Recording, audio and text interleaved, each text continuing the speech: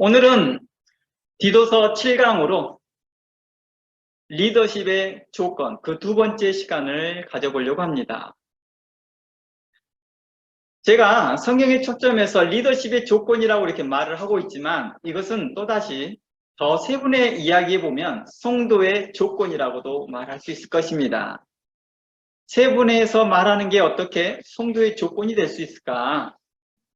이것은 깊이 들어가면 들어갈수록 성도가 먼저 되어야지만이 리더십이 될 수 있다는 것을 말해주고 있기 때문입니다. 그래서 성도로서 합당한 그 태도, 합당한 그 삶에서 기본이 되어진 사람들을 리더십에서 뽑아서 선정되어져서 리더십으로 섬길 수 있다는 것을 기본 전제로 해서 말씀이 나뉘어질 것입니다. 그동안에서 우리는 계속 말씀을 강의해가고 말씀을 나누면서 자주 나누었던 이야기가 성도의 합당한 삶, 합당한 태도, 이것을 이야기했습니다.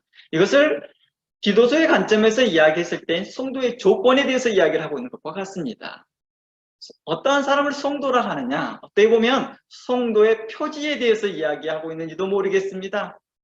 교회의 표지가 있다면 바로 그 교회의 표지는 곧 성도의 표지가 되기 때문입니다. 표지란 바로 기준점을 이야기하고 있습니다. 교회는 이러한 것이 교회다 라고 하는 것들처럼 교회가 뭡니까? 라고 했을 때 일반적으로 개혁주의의 입장에서 말한다면 그 3대 표지가 있죠. 그 중에서 우리는 두 가지를 잘 알고 있습니다. 바른 말씀의 선포, 그리고 의로운 성례가 있습니다. 이처럼 우리 안에도 우리 각각의 성도들에게도 바로 이런 것을 그대로 투영해서 내 안에 하나님의 말씀이 작용이 되어야 되겠죠. 그리고 그 하나님의 그 거룩한 말씀으로 작용되어진 그 거룩한 성례가 거룩한 삶으로 바로 순결한 삶으로 나타나 보여지는 것이겠습니다. 성도의 그 조건 가운데서 이제 리더십의 조건이라는 말로 주제를 삼겠습니다. 리더십의 그 조건에서 이제 나눠보려고 합니다. 이 조건이라고 말하는 것은 어떤 기준을 이야기하는 거겠죠. 그 기준이 있는 것은 매우 중요하겠죠. 우리가 살아가는 데 있어서 그 기준이 없다면 우리가 향방을 모르는 자들과 같고 우리가 종종 로스트해버립니다. 그리고 소망을 잃어버리기도 합니다.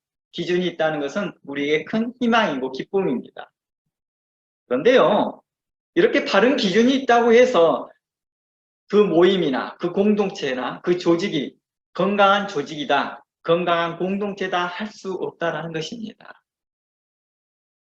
건강한 공동체, 건강한 교회라는 말은 그 기준대로, 그 표지대로, 또 규칙대로, 회칙대로 시행되고 있는 공동체가 건강한 공동체라 할 수 있습니다. 우리 그렇잖아요.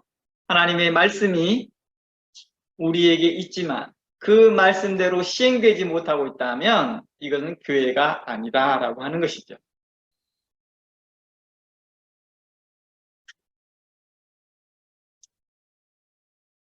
안타깝게도 생각보다 많은 교회들이 좋은 기준을 가지고 있지만 그 기준대로 직분자를 세우지 못하고 있을 뿐만 아니라 교회에서 시행되고 있는 그 기준도 형식적이거나 또는 잘못된 성경 이해로 성경의 맥락과 다른 기준으로 적용하는 경우가 있다는 것입니다.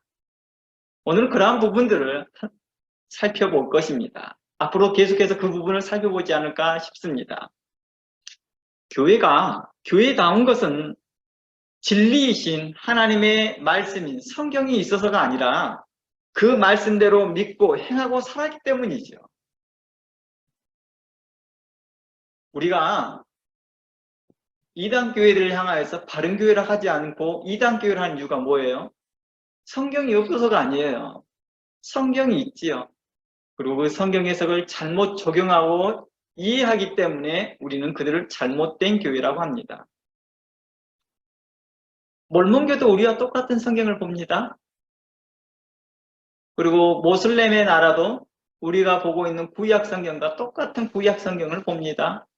그러니까 그 성경이 없어서가 문제가 아니라 그것을 바르게 해석하고 그것을 그대로 적용해 나가는 것이죠. 그것을 우리는 바른 교회라고 하는 것입니다. 진리이신 하나님의 말씀이 성경이 있다고 자랑하고 그 말씀대로 살지 못한다면 도리어 세상 사람들에게 조롱거리가 될 것입니다. 우리가 디도서를 통해서 바른 성도로서의 교회의 태도와 교회의 역할, 그리고 그 역할이 잘 될 수 있도록 어떤 리더십이 되어야 하고 앞으로 세워져야 할지를 우리는 살펴보고자 하는 것입니다. 우리는 어떠한 리더십이 되어야 할 것이며 현재 리더십이 되어진 사람들은 어떠한 리더십으로 우리가 성숙하고 자라나야 될 것인지를 말할 뿐만 아니라 앞으로 리더십으로 세워질 사람들에 대하여서 우리는 어떠한 사람들을 리더십으로 세워야 할 것인지를 살펴볼 거라는 것입니다. 그것은 바로 기본이 바로 성도로서의 합당한 그 삶을 살아가는 사람들 중에서의 선별일 것입니다. 이번 디도서 강해를 통해서 나누고자 한 것은 꼭 리더십에만 국한되지 않았다는 것입니다. 모든 성도의 자격에 포함되는 것이겠죠. 그 성도로서 합당한 삶에서 더 많은 방점을 두고 설교가 나갈 것입니다. 오늘 본문 디도서에서는 장로와 감독이란 단어가 나옵니다. 그리고 디모데 3장에서는 집사까지 포함하고 있습니다. 지난주에 설명했던 것처럼 디도서와 디모데 전후서는 목회 서신이라고 말합니다. 교단마다 교회에서 목사 외에 이제 장로를 교회 리더십으로, 어떤 교회는 감독을, 어떤 교회는 집사를 세우곤 합니다. 그리고 어떤 교회는 그 리더십 안에 장로, 권사, 집사를 포함시키기도 하고 어떤 교회는 감독, 장로, 집사, 권사 이렇게 더 많이 아우르기도 합니다. 교회 형편에 따라서 그 리더십의 규정이 좀 다릅니다. 또한 어느 교회는 이런 타이틀이 없으면서도 불구하고도 그 교회의 리더십으로 인정되어지고 있습니다. 이는 교회 형편에 따라서 다양한 직책과 다양한 모습으로 리더십이 인정되어지고 있다는 것입니다. 이곳 디도서에서 말하는 장로와 감독은 어떤 의미일까요? 실상 같은 말입니다. 그런데 이것을 나누어서 감독의 역할이 따로 있고 장로의 역할이 따로 구분하기도 하는데 실질적으로는 같은 의미입니다. 장로는요, 유대 전통에서 나온 이름입니다. 장로라는 단어는 유대 전통, 유대교회 안에서 나와 있던 사람들을 장로라고 표현한 거예요. 그리고 감독이라는 말은 헬라의 문화에서 나온 말이에요. 장로라는 말을 쓰지 않고 감독이라는 말을 썼던 거예요. 그것이 두 개가 합쳐진 거예요. 마치 이거와 비슷하다고 보면 됩니다. 메시아와 그리스도. 뜻은 같습니다. 근데 메시아는 유대식 전통의 사람들에게 익숙한 거죠. 히브리어예요. 히브리어로 메시아 이렇게 표현하는 것이고요. 그리스도는 헬라식 표현인 거죠. 헬라식 표현으로 똑같이 뜻은 기름 부음 받는 자라는 뜻입니다. 참고로 사울은요, 유대식 표현이죠. 유대식 히브리어예요. 사울이라는 이름이. 그리고 이것을 헬라식으로 말을 하게 되면 바로 바울이 됩니다. 그러니까 사울과 바울은 이름이 같은 거예요. 이름이 바뀐 게 아니라 사울 헬라식으로 부를 거냐 유대식으로 부를 거냐의 차이인 것입니다. 디도서와 디모데 전후서에서 언급한 리더십의 자격 조건에 대해서 구체적으로 언급한 이유가 뭘까? 왜 사도 바울은 이렇게 리더십에 대해 구체적으로 언급을 하였을까? 이는 당시의 신약교회가 이러한 조건을 충족하지 못해서 이러한 말들을 했을까요? 아닐 것입니다. 분명코 우리는 디도서는 그 받는 서신의 대상이 누구였습니까? 그레데 교회였습니다. 그래서 그레데 교회와 목회 서신까지 포함시킨다면 에베소 교회까지 포함되겠죠. 그레데 교회와 에베소 교회의 그 특수한 상황에서 그 교회들에게 필요한 조건과 역할을 말해주고 싶어 했던 것이죠. 지금 현재 디도서니까 디도서에 그 특수한 사항이 고려되어 있다는 것입니다. 이러한 것이 고려된 상태를 설명하기 위해서 그동안에 제가 1강부터 6강까지 지속적으로 말을 하고 있었던 것입니다. 그레데 교회의 모습들을 계속해서 이야기하고 그 사항을 계속해서 이야기했다는 것입니다. 그 배경이 이해가 되어야지만이 그 다음에 왜 이러한 모습들이 나왔는지를 이해할 수 있으니까요. 앞으로 이 디도서의 강의를 위하여서 이곳에서 잠시 시간이 걸리더라도 상황과 시대에 따라 교회의 직분자들의 자격이 변화되는 것을 좀 살펴보려고 그래요. 이해를 돕고자 하는 것입니다. 디도서에서 말하는 그 감독과 장로들이 바로 그레데 교회의 그 상황에 맞게끔 설명했다는 것입니다. 모든 교회가 이 조건과 이러한 자격의 조건을 따라야 한다라는 의미에서 말을 기록하지 않았다는 거예요. 물론 그러면 좋겠지요. 그러나 사도 바울이 처음에 썼던 그 의도는 바로 디도가 섬기고 있는 그레데 교회를 향하였던 것입니다. 그래서 이러한 것을 이해를 돕기 위해서 성경에서 그 직분자들이 그 상황에 따라서 자격 조건이 변화되는 것을 잠시 살펴보려고 합니다. 그 대표적으로 집사에 대해서 한번 이야기해 보려고 해요. 집사. 사도행전 6장 1절 한번 가보겠습니다. 사도행전 6장 1절 한번 볼게요. 그때 제자가 더 많아졌다라고 말합니다.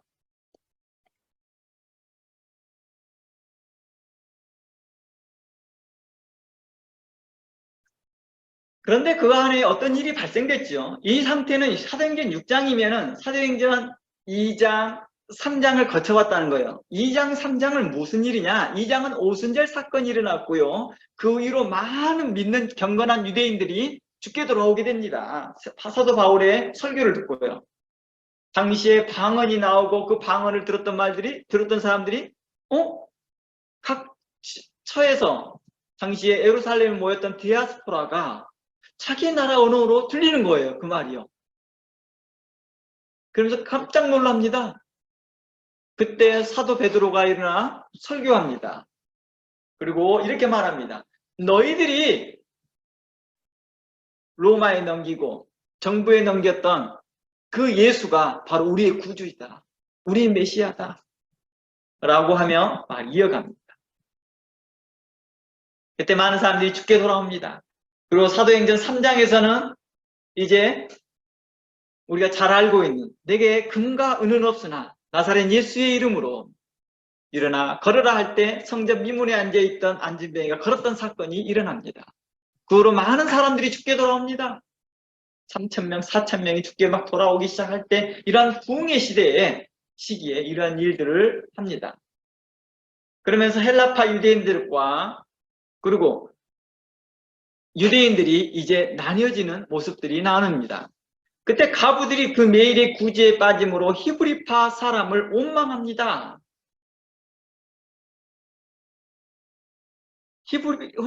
헬라파 유대인, 히브리파 사람, 이 말이 무슨 말이냐면 같은 유대인들입니다. 같은 유대인들이나 성장 배경이 다른 거죠. 한쪽은 유대에서 살았던 사람들이고 한쪽에서는 바로 다른 헬라 지역, 다른 지역에서 유대 외 지역에서 살아왔던 사람들이죠. 그리고 헬라의 영향을 많이 받았던 사람들이라고 볼 수 있습니다. 당시에 로마의 알렉산더의 창군에 의해서 헬라 문화가 퍼져 있고 당시에 로마가 전 세계를 당시의 모든 지역을 통치하고 있던 시기라 다 헬라 문화를 통하여서 소통되고 있었던 것이죠. 그런데 이런 디아스포라들이 왔을 때 어떤 일이 발생됩니까? 어떤 차별이 일어나는 것입니다. 그 안에서요. 그 안에서 어떤 차별이 일어났습니다. 당시에는 어떤 차별일로 볼 수 있느냐 하면 당시에 사도행전 6장을 보면 할례 문제에서 거론되지 않고 있습니다. 할례 문제가 거론된 것은 사도행전 15장입니다. 그러니까 할례 문제가 거론되기 이전 상황이라는 것이죠. 우리가 그동안에 할례에 대해서 지속적으로 설명을 했습니다. 이러한 배경을 이해한 상태에서 제가 설명합니다. 당시에 이렇게 할례가 수용되고 있는 상황이었거든요. 죽게 돌아온 이방인들은 다 할례를 받아야 됐습니다. 그리고 헬라인들, 그러니까 헬라파 유대인들이라 할지라도 할례를 받지 않았으면 할례를 받아야 했습니다. 헬라파 유대인들 중에서 할례를 안 받는 사람도 있었거든요. 유대교를 안 따른 사람도 있었으니까요. 그래서 할례를 다 시행되어졌던 거겠죠. 그런데 어떤 일이 있습니까? 가부들 사이에서 헬라파 유대인들이라고 말하는 이 사람들은 여러 가지 유의에 있습니다. 자신의 남편이 헬라인일 수도 있습니다. 디도와 같은 경우나 그런 사람들도 한쪽이 또 누구죠? 성경에 몇몇 유명한 사람들 나오면 한편이 헬라인 사람들이 있다는 거예요. 바로 이러한 상황에서 있다면 어떤 일이 발생될까요? 아내는 할례를 받을 필요 없지만 남편이 할례를 받지 않았다 한다면 어떤 일이 발생돼요? 헬라파, 유대파 안에서도 약간 차별이 일어난다는 거예요. 이런 여러 가지의 사항들이 함께 섞여 있었던 거겠죠. 이러다 보니까 어떤 일이에요? 거리를 두기 시작합니다. 그리고 이러다 보니까 생필 지급이나 가부에게 생필 지급이나 이러한 것들에 대한 구제 역할이 도리어 할례 받는 헬라파, 유대 헬라파 사람들이, 죄송합니다. 유대의 가부들에게 더 많이 관심과 집중이 쏘이게 되었던 것이겠죠. 그리고 헬라파 유대인들에게는 조금 더 수대접을 받은 거죠. 여기서 유대인 전체를 말하는 게 아닙니다. 헬라파 유대인 전체를 말하는 게 아니라 가부들에게 대해 해당되는 것입니다. 가부라는 것은 현재 어떠한 이유에서인지 모르겠지만 남편이 죽었거나 아니면 또한 사별, 이별이 아니죠. 이혼도 포함되어 있을 것입니다. 그들에게 대해서 어떤 일이 있습니까? 구제가 제대로 시행되지 못하고 있는 거예요. 이로 인해서 불만이 일어나는 것이겠죠. 이로 인해서 이 문제를 해결하기 위해서 누구를 세웁니까? 집사를 세웁니다. 그 집사의 조건들을 이제 계속해서 살펴봅니다. 2절, 12사도가 모든 제자를 불러 우리가 하나님의 말씀을 제쳐놓고 공개를 일삼는 것이 마땅치 아니하다라고 말합니다. 하나님의 말씀을 가르쳐야 되는데 그들을 구제하는 데 바쁜 거예요. 봉사, 헌신하는 데 바쁜 거예요. 그러다 보니까 말씀이 지속되지 않다 보니까 하나님의 말씀이 그들로 기준점을 잡아야 되는데 기준점이 없다 보니까 성도들이 더 힘든 거예요. 그래서 3절, 형제들아 너희 가운데 성령과 지혜가 충만하여 칭찬 듣는 사람 7을 택하라 라고 말합니다. 그 일을 맡기겠다고 합니다. 그러니까 당시에 집사들이 선택되는 사람들을 보니까 제자들 중에서 이미 제자들이라는 것은 믿음으로 선신된 사람들이라는 걸 말이에요. 그들 중에서도 또한 성령과 지혜가 충만하고 칭찬 듣는 사람을 뽑았다고 말합니다. 그런데요, 디도서에서는요, 디모데 전서에서는 생각이 이 내용이 좀 바뀌어갑니다. 디모데 전서를 가봅니다. 디도서에서는 집사의 직분이 안 나왔으니까 디도서를 참고해 봅니다. 디도서 3장 1절 가봅니다. 디도서 3장 1절에 가보면 1절부터 읽어보겠습니다. 미쁘다 이 말이여 사람이 감독의 직분은 어디려면 선한 일을 사모한다 함이로다. 그러므로 감독은 책망할 것이 없으며 한 아내의 남편이 되며 절제하며 근신하며 아담하며 나그네를 대접하며 가르치기를 잘하며 술을 즐기지 아니하며 구타하지 아니하며 오직 간용을 하며 다투지 아니하며 돈을 사랑하지 아니하며 자기 집을 잘 다스려 자녀들도 모든 단정함으로 복종케 하는 자라 할지니라. 5절 사람이 자기 집을 다스릴 줄 알지 못하면 어찌 하나님의 교회를 돌아보리요 새로 입교한 자도 말지니라 라고 계속해서 이야기합니다. 계속 읽어볼게요. 6절 새로 입교한 자도 말지니 교만하여 마귀의 정죄에 빠질까 함이라. 또한 외인에게도 선한 증거를 얻은 자라 할지나 비방과 마귀의 올무에 빠질까 염려하여 이와 같이 집사들도 이와 같이 집사라는 말은 뭐예요? 위의 것을 포함시키고 있다는 거예요. 감독에게 말했던 말들이 그대로 집사에게도 포함되어져서 단정하고 일구이연하지 아니하고 술에 임박이지 아니하고 더러운 일을 탐하지 아니하고 깨끗한 양심의 믿음의 비밀을 가진 자라 할지니라 이렇게 나와 있다는 것입니다. 어때요? 사도행전 6장에서 말한 것과 디모데 전서에서 말한 것보다 더 확장되고 더 많은 부분을 이야기하고 있다는 것입니다. 그런데요, 이것을 계속해서 살펴볼게요. 집사의 직분이 이렇게 점점 더 발전되어야 하나요? 더 나아가면 사도들도 그래요. 사도들의 자격들도 또한 변화가 일어납니다. 처음에 12사도는 어떻게 선택돼요? 예수 그리스도께 직접 콜링을 합니다. 그렇죠? 그리고 그 콜링된 사람들 중에서 12사람만 따로 부르는 것들도 어디에서 뽑았습니까? 많은 제자들 중에서, 정말 자기를 열심으로 따르는 많은 제자들 중에서 12를 선택합니다. 예수님께 직접 셀렉트했다는 것입니다. 그런데요, 12사도 외에, 사복음서에 나오는 12사도 외에 또 다른 사도들이 나타나기 시작합니다. 바로 사도행전 1장에서 바로 마띠아라는 사도가 나타납니다. 그가 누구입니까? 가룟 유다가 죽지 않습니까? 자살해서 죽음을 해서 그를 대신하여 세워진 사도가 바로 마띠아라는 사도입니다. 그런데 마띠아를 세울 때 어때요? 조건이 달라지잖아요. 예수님께 직접 셀렉트하지 않잖아요. 추천을 받습니다. 추천을 받아요. 그리고 두 사람이 추천되어지고 두 사람 중에 제비를 뽑습니다. 혹시 예수님께서 12사도를 뽑을 때 모든 사람을 놓고 제비를 뽑았나요? 아니었습니다. 예수님께 직접 셀렉트했거든요. 전적 선택했다는 거예요. 그런데 이곳에서는 성령께서 선택하십시오 하고 두 사람을 놓고 제비를 뽑게 했습니다. 이처럼 사도된 배경이 좀 다르다는 것입니다. 그 이후에 야고보, 바나바, 바울, 실라, 디도, 디모데, 아볼로 등 이런 사도들의 배경이 조금씩 달라지고 있다는 것입니다. 우리가 그동안 야고보서 강의를 하면서 그 야고보에 대한 입장을 이야기했습니다. 주의 형제 야고보는 사도로 되어집니다. 어떤 배경이 되었는지 모릅니다. 근데 그는 사도로서 나중에는 어디까지 됩니까? 예루살렘 총회에서 총회장까지 이르러 있었습니다. 그래서 할례의 문제에 대해서 그가 결정적인 말을 하지요. 결정을 지어주고 앞으로 유대인들에게 죽게 돌아온 자들에게 이렇게 하십시오라고 교회에 공문을 보내는데 역할을 합니다. 바나바도 마찬가지입니다. 바나바도 사도였습니다. 그러나 그가 어떤 과정에 사도되는지는 모릅니다. 그러나 그를 사도라고 합니다. 아볼로도 그렇습니다.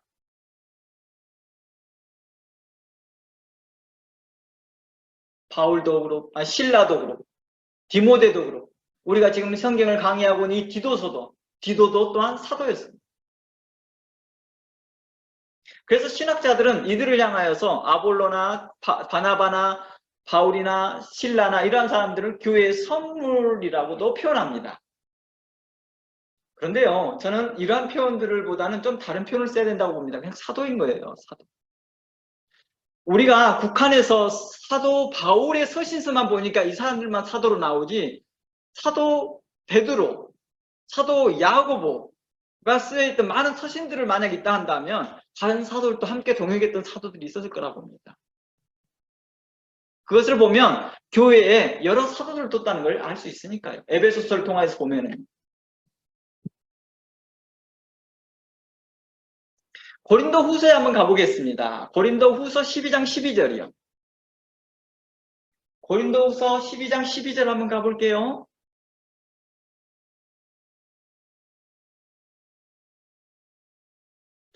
이곳에 보면 사도의 표 된 것은 이라고 하면 사도로서의 그 표가 돼 있다고 말하는 거죠. 그런데 내가 너희 가운데서 모든 참음과 표적과 기사와 능력을 행한 것이니라.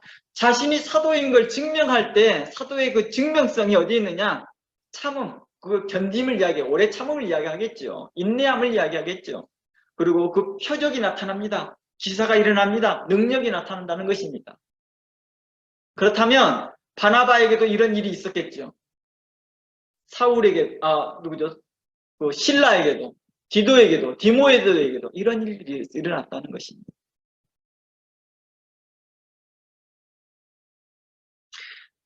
정확하게 고린도후서 12장 12절 내용이 또한 사도의 표적의 모든 절대 기준이냐 그렇게 또 말할 수 없을 것입니다.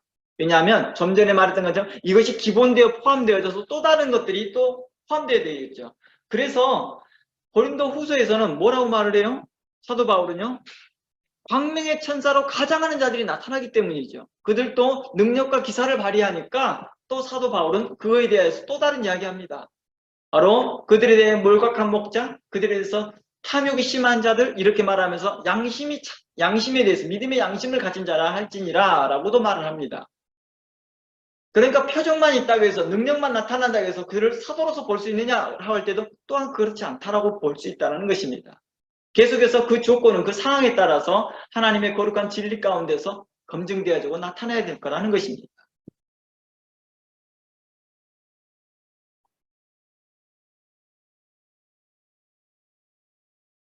그래서 이들은 그리스도의 사도로 가장하는 자들에게 대해서 사도 바울이 그들을 갖다가 뭐하라? 내쫓으라. 그들에게 돌아서라.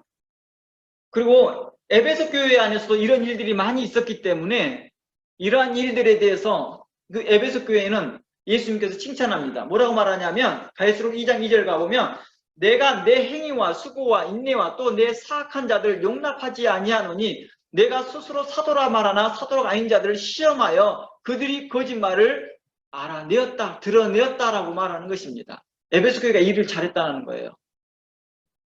사도라고 말하나 사도가 아닌 자들을 시험했대요. 그러니까 교회들을 가보면 저도 그렇지만 이 교회에 들어오기 전에 어땠습니까? 저도 한 달간 프로세싱 과정을 거쳤었거든요. 저에 대한 교단이나 뭐 이런 것들 다 점검하거든요. 신학적 배경이나 이런 것도 점검하거든요. 이걸 시험해 보고 난 후에 이 교회에서 받아들여야겠다 안 해야겠다 하는 거예요. 모든 교회가 그래요. 모든 교회가요. 나는 목사인데 너희들이 나를 뭔데 점검해, 이렇게 한 태도를 보이는 사람들은 문제가 있는 사람들이죠. 당연히 교회가, 성도가 그것을 생각해 볼 거라고 미리 알고 자신을 그렇게 하도록 허락해야 되겠죠. 그래서 저 같은 경우에는 그동안 교회를 협력하면서 교회 안에서 이력서를 요청하지 않는다 할지라도 미리 제가 준비를 해서 갖다 드리거든요. 제가 이렇게 신학 배경이 이러하며 그리고 이러이러한 사역들을 해왔습니다. 미리 이력서를 제출을 하거든요. 그런 것 있거든요. 목사님께 그런 말을 함부로 하기가 좀 민망할 때가 있거든요. 이력서 주세요 이렇게 말하기가 어려운 분들이 있거든요. 너무 목사님을 배려해서 그러는 것이겠죠. 그래서 그러한 것들을 미리 알고 준비해 놓습니다.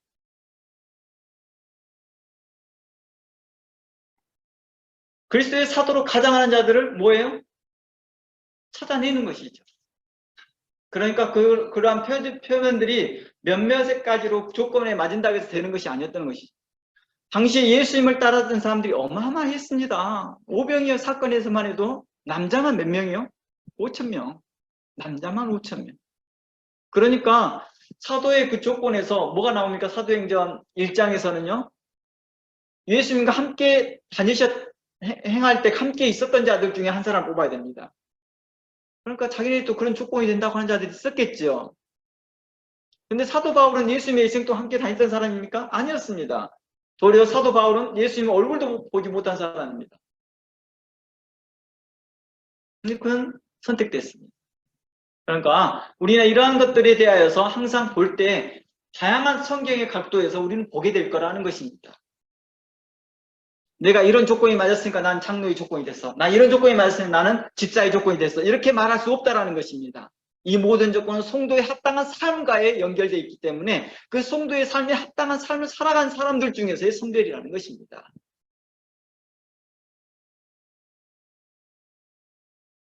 이처럼 디도서에서나 디모데전서, 오늘은 지금 초점은 디도서 강의이니까 디도서에서 말하는 그 리더십의 조건과 자격이 모든 교회에 동일하게 적용되면 좋겠지만 그렇지 않더라도 그 교회 형편에 맞게 적용되고 그것이 발전되더라도 큰 문제가 되지 않다는 것입니다.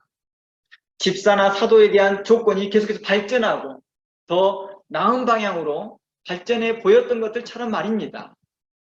사도 바울은 집사의 조건에서 더 다양한 것을 요구했습니다. 감독의 조건을 더 다양하게 조건을 요구했습니다. 그 도덕적이고 윤리적인 부분들을 많이 더 요구했다는 것입니다. 예를 들어서 교단마다 장로를 세우는 교회가 있는가 하면 어떤 곳은 장로와 감독을 따로 세우는 교회가 있다는 것입니다. 어떤 곳은 장로가 없이 집사만 부분에서 그를 안수 집사라고 해서 교회 리더십으로 세우는 경우도 있습니다. 이는 역사적으로 그리고 현재에도 디도서와 디모데 전후서에서 언급한 장로와 감독과 집사가 각각 교회 설정에 맞게끔, 형편에 맞게끔 적용되고 있다는 것이 증거되고 있다는 것입니다. 이 교회 직분을 쭉 보면 그렇잖아요. 교회사를 보면 계속 바뀌어가고 있다는 것입니다. 발전하고 있다. 물론 이런 교단, 그래서 교파와에 따라서 자신의 교단에 따라서 이런 교회법들에 적용하면서 자신의 직분이 다르게 명시될 수 있다는 것입니다. 물론 어떤 교회 같은 경우에는 지금도 그렇지만 성경 해석의 인원에 인하여서 직분에 대하여서 어떤 데는 반대하는 경우도 있죠. 그 대표적인 것이 바로 여성 목사에 대한 문제인 거죠. 여성 장로를 세울 거냐 말 거냐, 여성 목사를 세울 거냐 말 거냐에 대한 것은 성경 해석에 대한 논의점이죠. 아직도 진행되고 있고 아직도 논의되고 있는 사항이라고 알고 있습니다. 그러므로 디도서와 디모데 전후서에서 말한 리더십의 자격과 역할이 모든 교회에 적용되기보다 그 교회의 실정에 맞게 적용한다 할지라도 유익할 거라는 것입니다. 물론 디도서와 디모데 전후서에서 언급한 리더십의 자격과 역할이 교회에 유익한 것이기 때문에 하나도 빼지 않고 모두 취하는 것이 유익하겠죠. 하지만 그렇지 않다 할지라도 쉽게 비판해야 될 사항은 아니라는 것입니다. 그러니까 좀 전에 사도의 자격과 집사의 자격이 변화되어진 것처럼 말입니다. 너는 왜 그때 사도들 모습과 다르니? 하고 비판할 필요 없다는 거예요.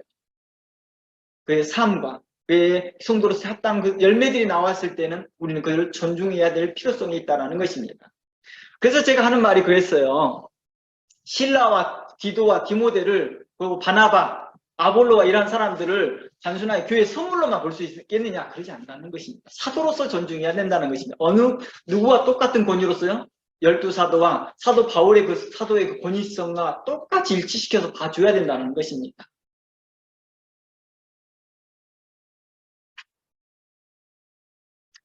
이제 디도서에서 언급한 교회 리더십의 자격 조건을 그들의 교회 배경을 바탕으로 이제 좀 더 살펴보고자 합니다.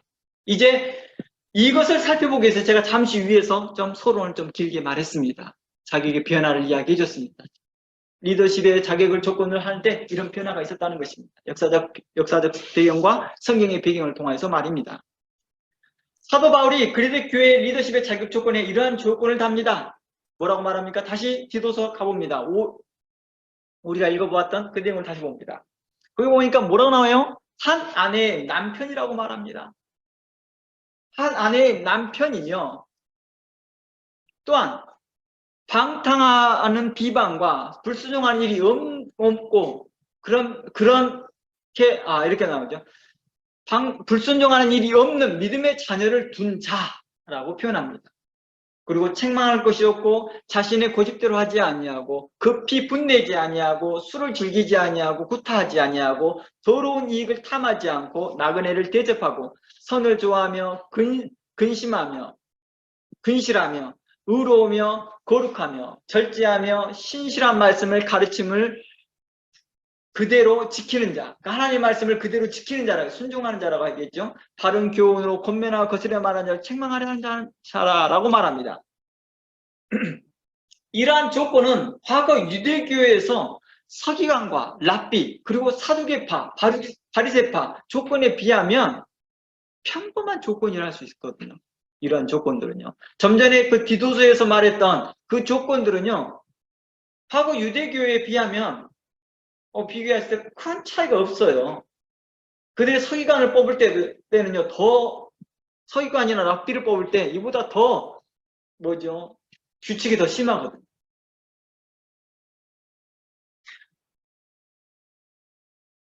물론 유대교의 입장을 모를 때는 이런 리더십의 조건들이 특별하게 보일지 모르지만 알고 있는 사람들은 이게 특별한 게 아니에요. 어떻게 보면 평범한 내용이에요. 그리고 세상의 일반 조직이나 종교에서도 이러한 비슷한 조항들이 있다는 것입니다. 그러므로 교회에서 직분자를 세울 때 그리스도인의 표식이 잘 드러난 조건을 세우는 것이 더 좋을 텐데 왜 사도 바울은 이러한 것들을 세웠을까요? 예를 들어서 사도 행전에서 말했을 때 성령과 지혜가 충만한 자를 집사로 뽑으라 할 때는 우리가 빨리 와닿거든요. 그런데 교회에서 술 먹지 않은 사람을, 술 취하지 않은 사람을 뽑으라고 이렇게 하니까 이러한 조항은 다른 데도 있다는 거예요. 좀 기독교적인, 기독교 색깔이 드러나는, 그리스도인의 색깔이 드러나는 그 독특한 그 조건을 세워야 되지 않을까요? 그러니까 예를 들어서 이런 거예요. 성령과 은사가 충만한 자를 뽑으라. 성령의 충만하심과 하나님의 말씀이 충만한 자를 뽑으라. 또는 믿음이 충만하고 성령과 지혜가 충만한 자. 또는 아까 사도에 대해서 이야기했던 것처럼 기적과 표적과 성령의 은사가 충만한 자. 아니면 기적과 표적과 성령의 은사가 나타나는 자. 성경의 지식이 충만하고 많은 사람을 회개케 하여 주께 돌아서게 하는 자. 또는 그리스도의 복음으로 많은 사람을 전도하여서 교회에 데려오는 자, 주께 돌아오는 자. 이런 사람을 리더십으로 세워라. 이렇게 하면 되지 않았을까요? 하나님의 나라와 의를 위하여 힘써 달려가는 자. 또는 산상수훈대로 살아가는 자. 이 산상수훈대로 살아가기가 정말 힘든데 오른밤을 때리면 왼밤을 들 수 있는 사람. 속옷을 달라면 고독까지 줄 수 있는 그런 사람. 원수를 위하여서 내가 기쁨으로 기도할 수 있는 그런 사람. 이러한 사람을 언급하지 아니하고 사도 바울은 마치 세상 사람도 다 아는 기준을 그리스도의 교회에 요구했었다는 것입니다. 왜 그랬을까요? 사도 바울은 기독교인으로서 죄송합니다. 세상 사람도 다 아는 기준이라고 하기보다도 이렇게도 표현할 수 있겠습니다. 이미 유대교에서 이미 시행되고 있고 그보다 더 까다로운 조건을 시행되고 있는데 그보다 약간 비슷한 그런 조건들을 요구했을까? 그리고 세상 사람을 또 어느 정도 알고 있는 그런 기준을 세상 사람들에게도 시행되고 있는 그런 기준점들을 요구했을까?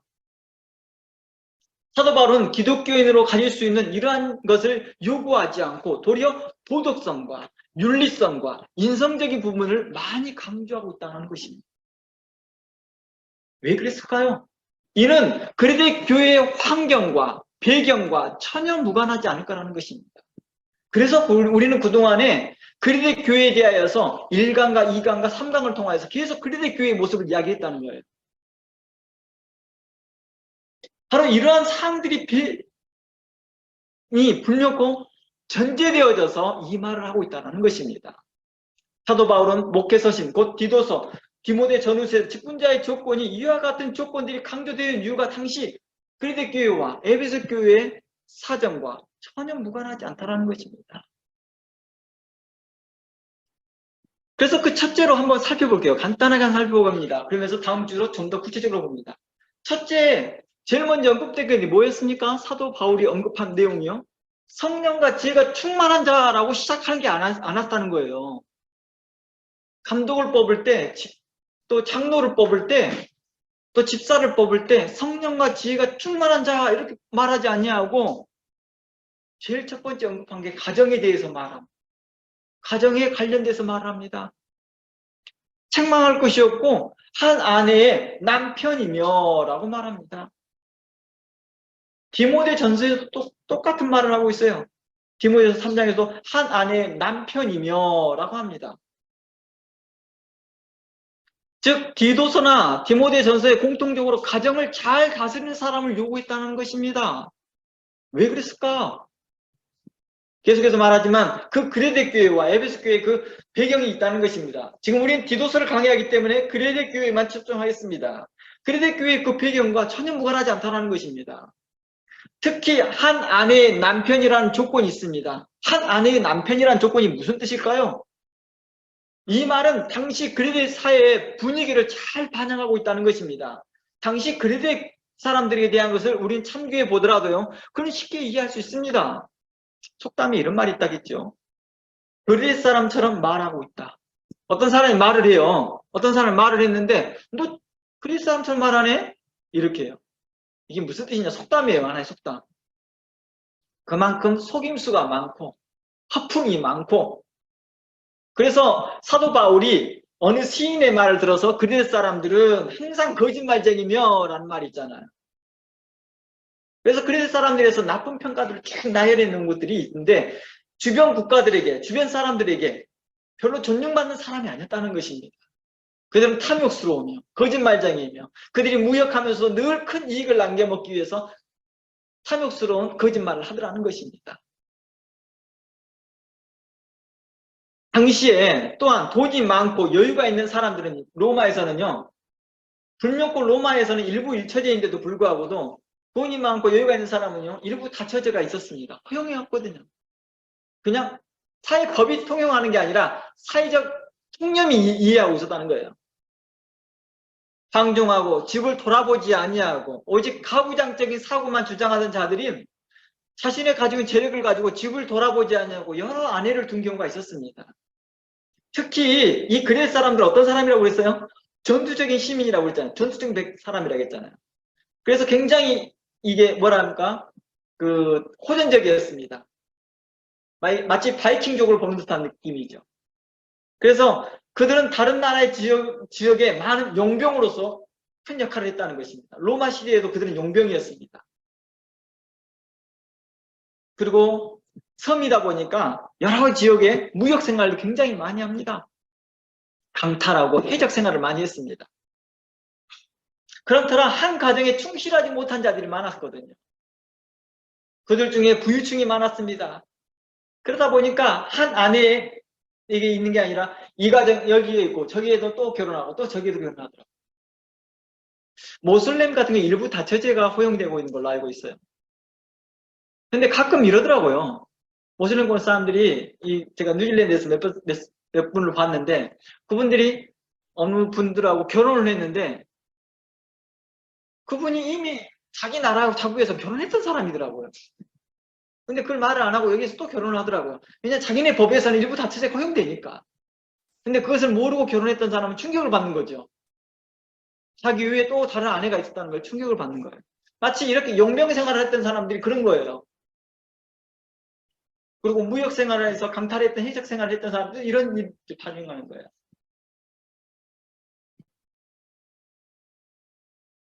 그리고 또 부유한 사람들은 어떻게 했어요? 다른 아내를 다른 가정을 또 세우는 거죠. 만드는 거죠. 이런 모습이 우리나라에도 있었죠. 우리나라에도 있었습니다. 하지만 법이 허락하진 않았지만 뭐예요? 통용되고 있었다는 거예요. 그러니까 통념적으로는 다 일부 일처제가 통용되었지만 그러지 않고 살아간다는 거예요. 그리고 현대사회와 문명사회에서는 극소수의 민족에게만 아니면 특수한 그 종교 이유 때문에만 허락되고 있지 대부분이 일부 일처제를 지향하고 있다는 것입니다. 그때도 그랬거든요. 그래서 사도 바울은 그들이 교회에서 영향력을 미치고 있을 뿐만 아니라 어떤 자들이 이런 가정 저런 가정을 해놓고 있는 사람들 부유층들이 또 영향을 미치고 있으니까 그런 사람들에게 이야기하고 있는 것입니다. 그런 사람들이 교회 질서에도 많은 영향을 미치고 특히 주의 거룩한 바른 교훈이 바르게 시행되지 못하게 하고 있더라는 것입니다. 그래서 사도 바울은 당시 통념으로 이해되어지고 있는 일부 일처제를 거론하면서 가정을 잘 다스린 자를 세우라고 했던 것입니다. 한 아내의 남편이라고 딱 집어 말하고 있다는 거예요. 가정을 잘 다스리는 자의 조건에서 1차적으로 하는 것이 한 아내주죠. 한 아내의 남편이어야 한다는 것이고 남편이라고 규정하고 있습니다. 그리고 이 말을 오해해서는 안 됩니다. 이 말을 오해하여서 사정상 이혼하거나 사정상 2번 결혼한 사람까지 교회 리더십으로 세울 수 없다라고 하는 것은 아니라는 것입니다. 이걸 그렇게 해석하시는 분이 있다는 거예요. 그건 배경을 모르고 하는 말이겠죠. 물론 한 아내의 남편으로서 이처럼 가정을 잘 다스리는 분을 교회 리더십으로 세우면 좋겠지만 꼭 결혼하신 분을 교회 리더십으로 세워야 한다는 건 아니라는 것입니다. 그런데 경우에 따라서는 꼭 결혼해야 되는 사람을 세울 때가 있습니다. 저희 때 제가 20대쯤 됐을 때 청년부 담임 전도사나 목사는요 항상 결혼한 사람이었어야 됩니다.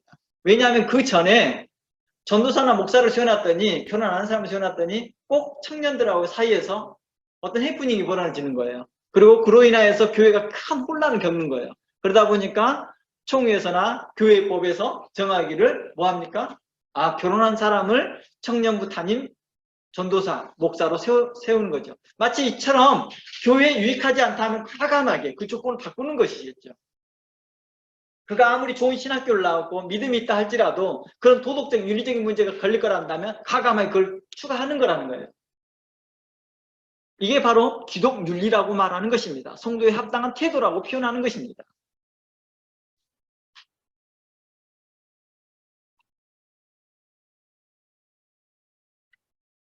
그래서 당시 그리스도 교회 당시 사회적 상황을 고려해서 한 말임을 우리는 잘 생각해 보면서 이 그리스도 교회의 내용들을 읽어봐야 될 거라는 것입니다. 직분자로서 성경적 가치관으로서 한 아내에 대한 신실함을 가리키는 것을 이야기하고 있는 것입니다. 한 아내의 남편에 대한 관점을 이야기하고 있는 것이죠. 그러니까 만일 이런 걸로 오해하면 안 된다는 것입니다. 나는 한 아내의 남편이다. 나는 이 조건만 하나에 달성됐다고 해서 이 사람이 바로 장로의 자격을 갖출 수 있느냐라고 할 때 그렇지 않다라는 것입니다.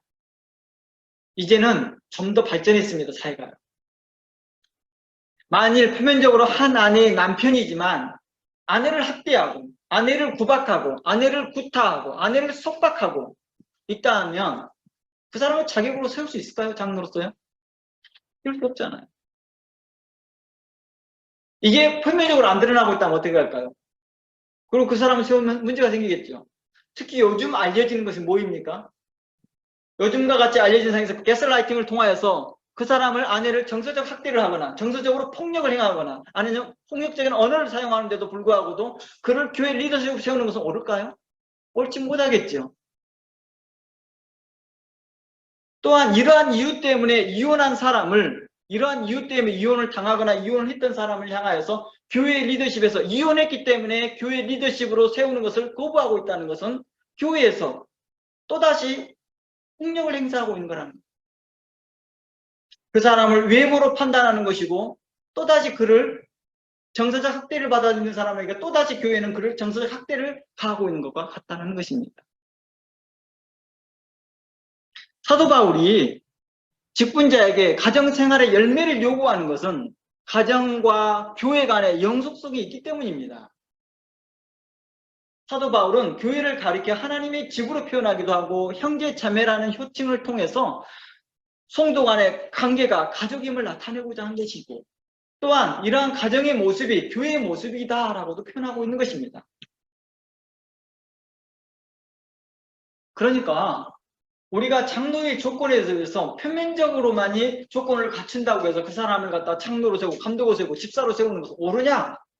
또 반대로 표면적으로 그런 문제에 하자가 있다 할지라도 있는데 그 표면만 보고 그 사람을 정지하고 판단하는 것이 옳으냐라는 것에서 우리는 심도 있게 대화해 봐야 한다는 것입니다. 교회 안에서. 이것에 관련되어져서 교회는 뭘 해요? 열린 마음으로 대화해 봐야 되는 것이죠. 계속해서 말했지만 교회의 직책이 변화하고 있다는 것입니다. 상황과 조건에 따라서. 이단들과 거짓된 사도들이 막 득세하기 시작하니까 표적과 기사가 나타내는 사도들이 나타나기 시작하니까 이 조건만으로 해서 안 되겠다라는. 왜 오늘날 신학교를 중요시 여겼을까요? 과거에 어떤 사람들이 그래요. 봐라, 사도들이 신학교 나왔냐. 이렇게 하면서 신학교 나온 것을 서무시하고 신학을 무시하고 있었던 세대가 있었거든요. 근데 왜 신학이 발전하게 되고 신학교가 발전하게 돼요? 그 이유는 누구라도 뽑을 수 없었던 거예요. 열심만 있다고 해서 믿음만 있다고 해서 뽑을 수 없었던 것이죠. 정통적인 신학과 보편적인 그 개혁적인 신학을 수용하고 있는 사람들 중에서 목사로 세웠어야 됩니다. 복음을 훼손시키지 아니하고 교회를 보존하기 위해서 바로 신학이 발전한 것이죠. 그리고 그런 신학교에서 배출된 사람을 통하여서 배출된 사람을 목사로 세웠던 것이고 교회 리더십으로 세웠던 것입니다. 자연스러운 모습이라는 거예요. 이런 모습들이요. 이처럼 오늘날에 교회 안에서 성도로 합당한 삶을 살아가는 사람들을 중에서 바로 교회 리더십을 뽑을 때 바로 이러한 것들이 함께 고려되어야 한다는 것입니다. 저는 가끔씩 이제 교회를 돌아다니면서 강의했던 내용들이 그거죠. 장로들을 뽑을 때 최소한 장로들이 이미 뽑혀 있거나 아니면 장로들을 세우려고 할 때 최소한 신학교 야간반이라도 1년 정도 다니게끔 해라. 서티피케이트 과정을 좀 다니겠으면 좋겠습니다. 요즘 들어 그런 말들을 많이 하는 이유가 뭐냐? 그동안에 뵀던 장로님들 중에서 그러한 신학적 배경을 갖췄으면 좋겠다는 생각을 많이 가졌기 때문이죠.